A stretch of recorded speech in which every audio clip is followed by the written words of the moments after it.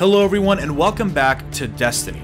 This week has been chock full of Rise of Iron news, and it's almost too much to cover. This is the fourth video that I'm making just on the news that we've gotten this week, and we can expect a lot more news starting as early as this Monday. But for now, let's take a look at everything we learned this week.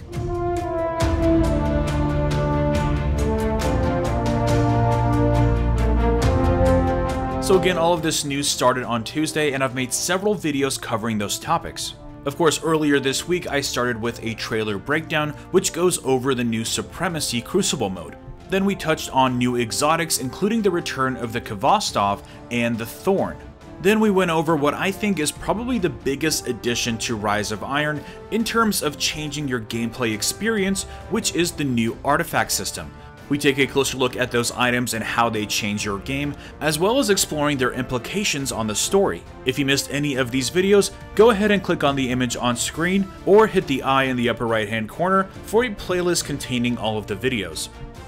But anyways, jumping into this week's topics, number 1 is that Rise of Iron has a 5-mission campaign plus additional missions and quests. Now this might not seem as much, but we have to remember that this DLC is not as large as the Taken King, so as long as these 5 missions do a great job at telling us the story of Rise of Iron and Lord Saladin, then I'm all for it. Plus, if you remember, those additional quests and missions, like the exotic quests and the Taken War missions, actually took a lot longer to complete than the main campaign did anyways, so we're gonna have plenty of content, so I wouldn't worry. It also looks like all of that content is going to be kept track of in a brand new Year 3 Rise of Iron record book. Not much about the record book is known at the moment, but we do know that not only does it track your progress, but it also grants you rewards after completing every milestone. Game Informer told us that these rewards includes an armor set, and there's a good chance that this armor set is that fancy new Iron Lord armor we've seen in trailers. And speaking of more things to do, one of those activities includes more reasons to explore the Plaguelands during patrol. The Plaguelands is of course the new destination in Rise of Iron, and it's an extension of the Cosmodrome. It is described as having more snow-covered areas at the beginning, and becoming more and more Siva infused the deeper you go. And it looks like it's going to end at the Fallen Splicer stronghold that we've seen in many screenshots. And in that stronghold area is where you're going to find the Archon's Forge arena. Archon's Forge is described as being somewhere in between Prison of Elders and Court of Oryx. It is a single area where you can summon different encounters. The encounters are available in different difficulties and are 5 minutes long. It also seems like Archon's Forge is going to have its own loot table, so you can expect a nice piece of gear for completing that activity. Next up we have new and reimagined strikes. The new strike is set on Earth, and it's described as having a section with multiple doors that can open to lead to different encounters. This way you'll have a genuinely different experience every time you play the strike. The two reimagined strikes are the Devil's Lair and the Summoning Pits. They're described as having more drastic changes than the Takenified strikes had in the Taken King, meaning that you can expect a lot more than just having splicers injected into the encounter. They actually have brand new dialogue and reworked encounters. Another cool addition to strikes is the new item, Skeleton Key.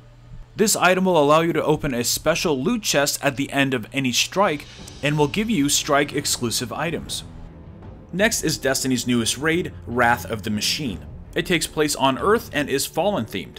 With the new light cap being set at 385 at launch, you can expect the minimum requirement light for this activity to be somewhere around 355 or 360. Then the light cap will be raised yet again to 400 once the hard mode raid drops. Next is Artifacts Reinvented. Artifacts now significantly change up your character's playstyle. You will be able to attain 1 artifact a week by doing certain activities in the Plaguelands and earning an Iron Lord legacy item. And that brings us to the next topic, which is that we have a number of new vendors in Felwinter Peak. First up, of course, is Lord Saladin, and it looks like not only is he the primary quest giver, but he's got a few items for sale.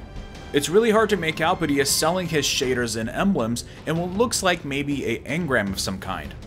The only bummer is that there doesn't seem to be any new shaders or emblems. Also, I'm curious if that actually is an engram, and what kind of items we can expect from it. Next up is Tyra Karn, who serves as the Cryptarch for Felwinter Peak.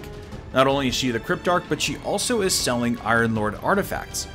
Next is a curious new figure that is posted right outside of Fellwinter Peak, and his name is Shiro-4. In this clip, Shiro-4 introduces himself as an extension of the Vanguard and a buddy to Cade.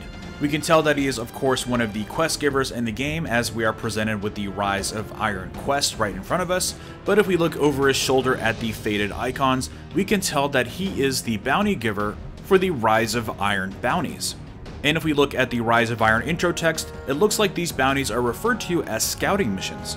So it looks like these bounties are going to be a lot more similar to the wanted bounties that Petra gives you in the Reef. You'll probably be given a specific task to seek out a specific target. It also seems like he's either giving out some sort of class item or armor in the second row, and in the third row it looks like he's also available for material exchange. Now whether or not we get more vendors than this is yet to be seen, but it's a pretty cool start. Next up, we have ornaments. Ornaments are described as a new way to customize your appearance. Essentially, you can think of it as chroma. Instead of giving it pretty new lights, it actually changes the appearance of your weapon. If we take a look at the Kvastov's new upgrade screen, we can see that there are 2 new slots at the very right hand side. This is most likely where you equip the ornaments, as they have Eva Levante's outfitter logo on them. So it's safe to assume that not only do you get these ornaments from different random events, but you can also get them from Eva Levante herself.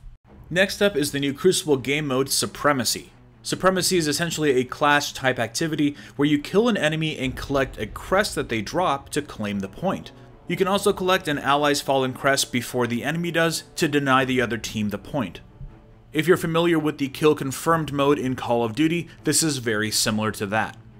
And the next bit of news for the Crucible is that we're getting 3 new maps with a 4th on PlayStation. Next is that the Iron Banner is being reworked. A couple of the improvements include you getting a guaranteed piece of weapon or armor whenever you rank up. The next change is that the Tempered buff is being removed in favor of easier ranking. Bungie mentioned that the Iron Banner is an activity that they want players to play all week long and not feel like they have to wait to the end of the week. Finally, isn't a specific detail for Rise of Iron, but Destiny as a whole, which is that Bungie is going to try to be a lot more transparent with the future of Destiny's content. And their sign of good faith on that front is with the announcement of the return of SRL this December.